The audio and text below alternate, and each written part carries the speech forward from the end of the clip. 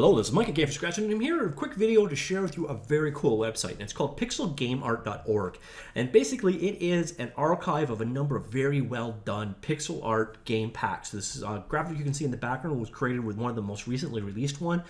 There are several there, so instead of blithering on about it, let's just go ahead and take a look at the site. As I said earlier, the web address is pixelgameart.org, and this is the page you will be brought to. Now, this website, as I said, comes with a number of different packs of varying different themes available. So again, the most recently released one was Warped Caves pack, for example. We'll go ahead and open it up. And you can see here it contains two backgrounds, a tile set, various different props used, 3 different animated enemies, a female character with 9 different animations, and also a demo created in using Phaser, a great little HTML5 library. And now let's take a look, for example, at what this pack is. So if you want to go ahead and get it, what you can do is go here and download it now, and it will bring you, you've got the option of doing a donation or just directly downloading if you wish. And when you get it, it is a zip file like so, and you can see inside of it, you've got a number of different options here. You've got your code project, that contains the Phaser project in this particular case. Not all packs are going to have a demo code in them. But you've got GIF examples of the various different pieces done together, so you can see walk animation of the crabs, etc. Generally, that's going to be of very little use to the majority of people. Now, what you are going to be interested in are either the PNG files or the PSD files. Now, PSD is Photoshop files, various different source files here. What I'm going to use in this case is the PNG files. And you see they're broken up in this case into environments, sprites, and sprite sheets. Now, environments, you see we got layers, such as your background layer shown here, etc. Then we've got, if you go back here, we got props that can be used in the level. These are foreground placeable items, such as, for example, this stone head. Very cool pixel art style they've done here. And then we've got your sprites, various different things, such as, for example, your player. We've got a player jump animation. You can see here the various different pieces, like so.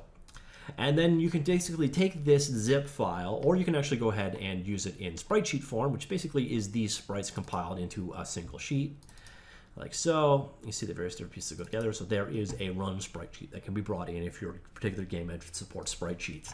And as you can see, I pulled these guys in to the Godot game engine. Here is a very quick, dirty example of a project created using, so here's the background layer, the one background layer, the other background layer, so I guess that's the foreground layer, and then an animated sprite. You can see made from various different pieces. So go in here to a sprite. Let's grab our sprite. You can see, come down here to frames. We'll edit that guy up. And there you can see I pulled in the various different frames of animation to create this particular game. Now, in this particular example, as I was saying, there's actually a, let's go on back over here to the warped files. We have this code. And this is a Phaser project, which is an HTML5 game engine. I'm going over here. I've got Node installed on this guy, so I'm just going to go ahead and fire this guy up. HTTP server, and we'll run that. So let's open that address in our browser. And this is actually a demo project that came with this pack. So here you see the created game. Give it focus. We'll press enter. There's your controls. We'll press enter again. And here are the sprites in action. So you can see they're actually really high quality graphics as well. So you can shoot, you can jump, etc. We'll go over so we can see an enemy. You can jump, a different enemy, explosion animations, etc. So you can see basically there is the game here that you can go ahead and use these assets in. Now the thing you might be asking right now is, what is the license for this content? Well, that's a good question, and it's actually a very, very generous one. So here you can see it's under CC BY license 3.0, which basically means you can use it for commercial works, but you have to give appropriate credit. If you are a patron supporter, however, you do not have to give that credit. It's a very, very generous license. So basically, you can use this in whatever capacity you want. You just got to credit back to the author. If you don't want to do that, or if you just want to support the guy and you backed him on Patreon, you do not have to do that attribution. So that's a very, very liberal license he's released them under. Now let's go on back and take a look at some of the other assets we've got here. So again, this is the newly released Warp pack. Sunnyland, again, has a Phaser example. This one has an Impact.js example. And I think that's about it for the ones with code examples. It's only as newer ones that actually have demo projects like what you just saw there. But the rest of these have the full set of assets available to them. So let's see, Sunnyland, underwater diving, which again has very very good, well-drawn graphic tiles for an underwater seascape. Let's see what else we got. Spaceship shooter environment, space backgrounds, Tiny Town RPG, mountain dusk parallax background, industrial parallax backgrounds.